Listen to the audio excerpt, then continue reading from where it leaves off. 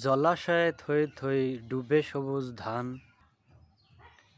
উজাড় গ্রাম্য তথা বস্তি শিবিরে ত্রাণ। পদখানা ভাঙ্গা তব আঙ্গিনা জ্বলন্ত ল্যাম্প, ঘর ছাড়া সব গাত্র ছাদে বানাই ক্যাম্প। হুইসেল বিকট কপোতাক্ষে ছল স্টেমার, নির্জনে ভৃত বিষণ্ণতার নির্বাক স্রোত অপেক্ষার।